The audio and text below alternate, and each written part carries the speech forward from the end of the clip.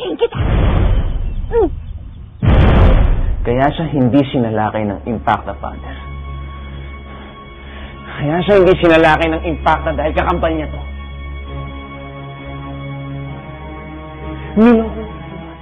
Niloko niya tayo. Pinaniwala niya tayo na mabait siya dahil mukha siyang anghel at tayo naman naniwala kaagad at binigay natin ang tiwala natin sa kanya. Pero Impacta pala siya.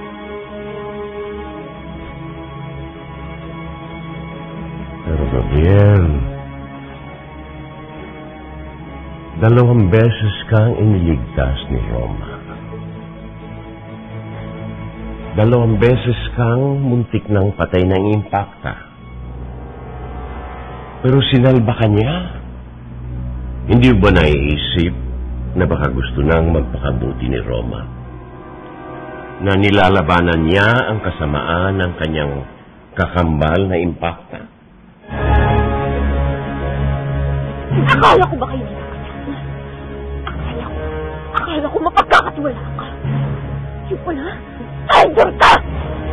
Hindi ko alam kung anong sinasabi mo. Ano sinabi mo? Bakit sinabi mo kay Gabriel Lane ko? Wala akong sinasabihan! Wala akong sinasabi! Sinungaling ka! Sinabi mo kay Gabriel, ikaw ang nagsabi sa kanya! Gabriel! Hindi ko kilala si Gabriel! Hindi ko alam ang sinasabi mo!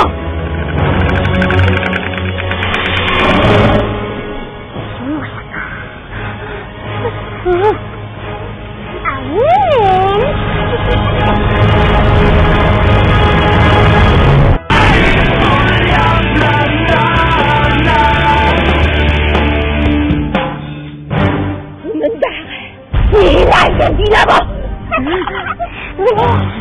Sako pa ka natin! Nahiligan ako! Linggo ito sana!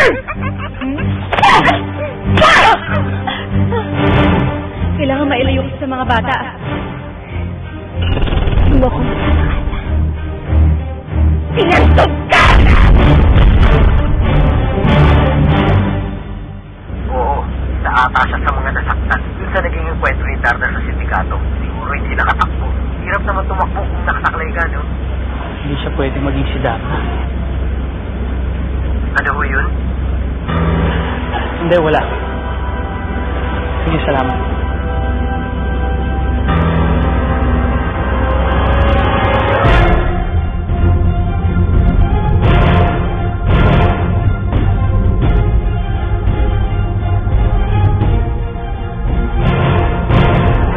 Naroon ang pwesto.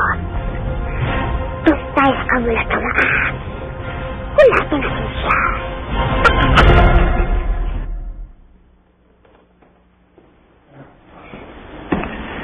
Eduardo. Watson! Watson! Eduardo, sandali. Alam kong galit ka sa akin. Hindi ako galit sa'yo. Hindi ko lang nagustuhan yun. Pagsiselos ko kay Narda? Eduardo, tawarin mo ako kung di ko mapigilan. Alam mo namang may pagtingin ako sa'yo, ah. Valentina, kalimutan mo na yung nararamdaman mo para sa akin. Masasaktan ka na. At si Narda, mahal ko mo. Kahit na ayaw na sa'yo.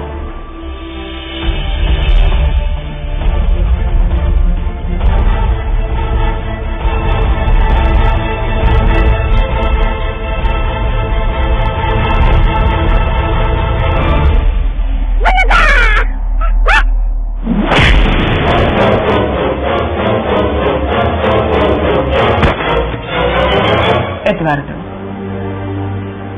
paano pag nawala si Narda?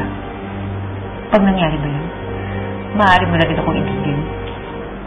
Anong klaseng tanong ni Valentina? Anong ibig mo sabihin kapag nawala si Narda? Ano?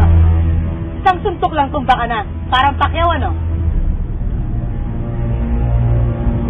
Nasaan yung kakambal mo? Nasa likod mo.